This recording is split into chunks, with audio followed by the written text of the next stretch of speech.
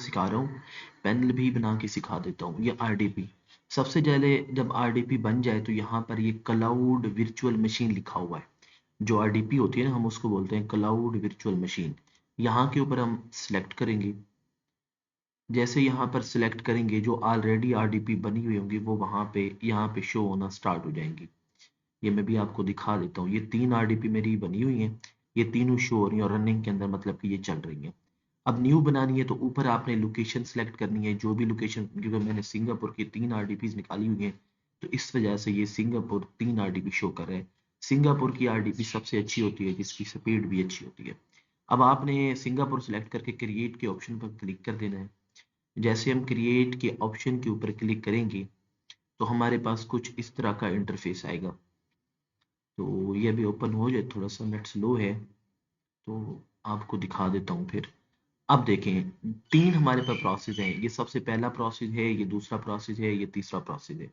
अभी हम सबसे पहले प्रोसेस के अंदर जो चीज़ें हैं वो करते हैं। पे एज यू गो, जहाँ पर हमें 22% ऑफ दिया जा रहा है और स्पॉट इनर्टीनियस के ऊपर हमें 95 दिया जा रहा है, तो हमें 95 वाला फायदा देगा। हम इसके ऊपर क्लिक करेंगे, यहाँ पर भी आरडीपी बन जाएगी लेकिन वो पैसे हमारे ज़्यादा खर्च करेगी। ठीक है, तो आपने यहाँ पे कर लेना है। और सिंगापुर की लोकेशन हमने ऊपर ऑलरेडी रखी हुई है। और उसके बाद सिंगापुर जोन 1 2 3 4 5 जिस तरह आप रखना चाहें, क्यों जिस तरह पाकिस्तान में सेलेक्ट करते हो ना, लाहौर है, कराची है, मुल्तान है, इस तरह की है, इसी तरह सिंगापुर जोन 1 की आप निकालते हैं तो वो किसी और शहर की निकलेगी। सिंगापुर जोन 2 की निकालेंगे तो वो होगी सिंगापुर की लेकिन उसका कोई और शहर होगा। तो हम सिंगापुर जोन 1 निकालते हैं क्योंकि ये आरडीपी जो होती है ना, सबसे हमें सस्ती पड़ती है। जब हम ये सिलेक्ट कर लेंगे, उसके बाद नीचे आते हैं, फिर वो भी आपको सिलेक्ट करके दिखा देता हूँ। जब ये हम सिंगापुर जोन 1 सिलेक्ट कर लेंगे, उसके बाद ये हमें कोर कितने रखने हैं, जैसे 2 कोर 3 कोर होता है, तो हमें 4 कोर के अंदर आरडीपी चाहिए। और ये जीबी कितने वाली हो, जैसे ये रैम होती है तो हम 32 GB रैम वाली करते हैं। आप कम भी बना सकते हैं, ये देखें, लेकिन हम जो वॉच टाइम के लिए सबसे बेस्ट होती है ना, वो 32 4 वाली आरडीपी होती है। 32 4 वाली आरडीपी। और उसके बाद फिर आपने क्या करना है, ये स्टैंडर्ड के ऊपर ऑप्शन क्लिक किया गया है।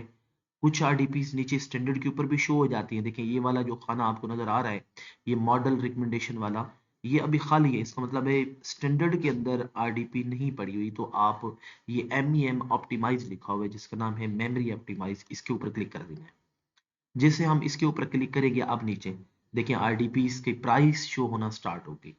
ठीक है, अब ये जो आरडीपी है, ये 0.056 USD डॉलर देगी पर घंटे के अंदर। ये नजर आ रहा है आपको? ठीक है, तो हमें ये नहीं चाहिए।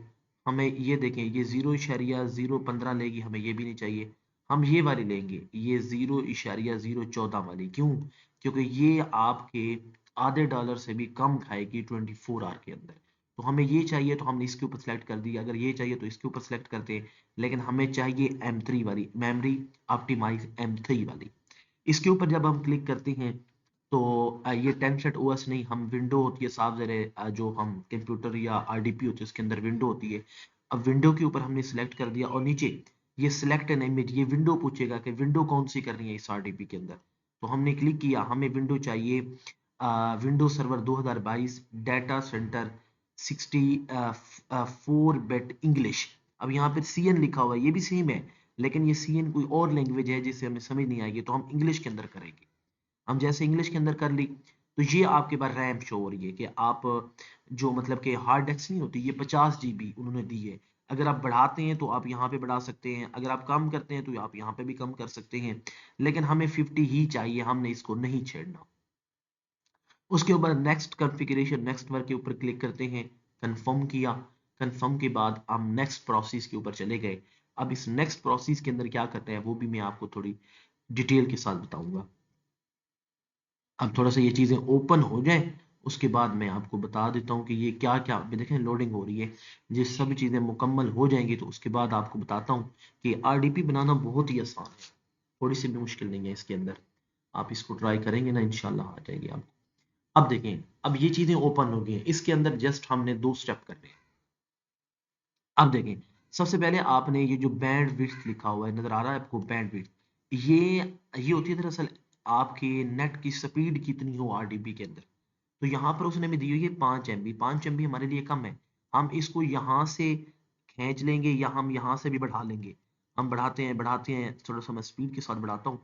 ये हमें ये मतलब पर सेकंड एमबी कितनी स्पीड हो, ये 5 MB दी हुई तो हमें 5 नहीं चाहिए, हम ये 99 पे चले जाते हैं, हमें ये 99 100 भी कर सकते हैं, कोई इशू नहीं है, लेकिन मैं 99 रखता हूँ। उसके बाद क्लिक करने के बाद सिक्योरिटी ग्रुप, आपने सिक्योरिटी ग्रुप ये चीज थोड़ा और के देखिएगा, ये जो ऑलरेडी सिलेक्ट हुआ है ये एग्जिस्टिंग सिक्योरिटी ग्रुप के ऊपर लिखा हुआ है, हमने न्यू सिक्योरिटी कोड के ऊपर लिखना है, जो हम अपना पासवर्ड देंगे वो, अब ये नहीं कि एग्जिस्टिंग के ऊपर करते हैं ना, जो हमें ये आरडीपी देंगे वो पासवर्ड भी खुद देंगे, लेकिन नहीं, हम अपना पासवर्ड खुद ही रखेंगे। अब इसके ऊपर वो कहता है सेट अ न्यू पासवर्ड करें अपना। अब देखें ये जो यूजर नेम आप एडमिनिस्ट्रेटर लिखते हो, ये वाला लिखा हुआ है एडमिनिस्ट्रेटर, ये ऑलरेडी हर आरडीपी के अंदर यही होगा एडमिनिस्ट्रेटर, आप ये चेंज भी नहीं कर सकते। अब पासवर्ड यहाँ पे होगा, अब पासवर्ड आप यहाँ पे कुछ भी डाल सकते हैं, मैं यहाँ पे डालता होता हूँ एन कैपिटल, एन AEEM 1 2 3 4 5 6 7 8 9। अब उसी को, अब ये देखिए पासवर्ड अब 9 यहाँ पे लिखा हुआ है, 9 1 2, आप इसको कॉपी कर लें या आप इसको अगेन लिख दें, क्योंकि कंफर्म वो पासवर्ड मांग रहा है। अब ये करने के बाद आपने क्या करना है, नेक्स्ट कंफर्मेशन कॉन्फ़िगरेशन के ऊपर जाइए। अब ये वाली चीज देखिए, क्वांटिटी, वो कहते हैं कि आप ये जो आरडीपी बना रहे हो, ये आपको 2 चाहिए, 3 चाहिए, 4 चाहिए, लेकिन हमें ये नहीं चाहिए, हमें एक ही चाहिए। आप इसकी क्वांटिटी बढ़ा भी सकते हैं, तो वो एक टाइम आपको बार बार आरडीपी बनाने की बजाय एक ही टाइम आपकी आरडीपी बन जाएगी। अगर आप तीन बनानी है, आप अलग-अलग प्रोसेस करने की बजाय आप एक ही दफा 7 लिखते हैं, 7 की 7 आरडीपी बना देगा वो, लेकिन हमें चाहिए ही एक, तो हम एक बजाते हैं। नेक्स्ट कंफर्मेशन के ऊपर क्लिक करते हैं, पासवर्ड वो सेम मांगेगा, हमें नहीं चाहिए। अब वो आरडीपी देखें, अब वो आरडीपी की मुकम्मल हमें डिटेल बता रहा है कि आपने स्पॉट इंस्टीनियस के ऊपर क्लिक किया, बिल्कुल किया, सिंगापुर रीजन आपने किया, बिल्कुल किया, सिंगापुर जोन 1 किया, बिल्कुल किया, M3 किया था जब वो यहाँ पर 0.014 आ रहा था, ठीक आ रहा था। अब ये चीजें करने के बाद वो कहता है कि यहाँ पे टर्म एंड एग्रीमेंट और कन्फर्म रिस्क आपने यहाँ पे क्लिक कर देना है, और क्लिक करने के बाद आपने करना क्या है, यहाँ पे इनेबल का ऑप्शन आ रहा है, इसके ऊपर क्लिक कर देना है। अब हमारी आरडीपी क्रिएट हो रही है, विद इन 2 मिनट आपकी आरडीपी क्रिएट हो जाएगी, विद इन 2 मिनट क्या, विद इन 20 to 30 सेकेंड। अब इसको देख लेते हैं कैसे आरडीपी बनाता है ये, तीन तो हमारी पैसे पहले बनी हुई थी। अब इसको चेक कर लेते हैं, इसको थोड़ा सा मैं देख लेता हूँ ये क्या कर रहा है हमारे साथ। ये भी नेट थोड़ा स्लो है, अब ये लोडिंग कर रहा है, लोडिंग करने के बाद ये आपको समझा देता हूँ कि किस तरह से मतलब कि ये करेगा। अभी देख लेते हैं, अब ये लोडिंग कर रहा है और ये आरडीपी इसने हमारी क्रिएट कर दी। आपको पता है 3 आरडीपी मेरी पहले ही रन कर रही थी, अब ये चौथी भी रन करेगी। अब ये जो चौथी है ये वाली आई, ये देखें, क्योंकि हमने अभी क्रिएट की है 7:25 के ऊपर, और हमारे पास 10-12 डेट है, तो हमने ये सेलेक्ट कर ली और हमारी आरडीपी ये बन गई। अब जब हमारी आरडीपी ये बन गई, तो आप इसको यहाँ पर ये देखें, ये वाली आईपी 43 156 178 20 आपने यहाँ से कॉपी कर लेनी है, और जो आरडीपी वाला वो होता है वहां पे लिख लें, पासवर्ड आपने नहीं 1 to 9 रखा हुआ है, एडमिनिस्ट्रेटर उसका यूजर नेम है, आपकी आरडीपी चल जाएगी। ये था आरडीपी का प्रोसेस।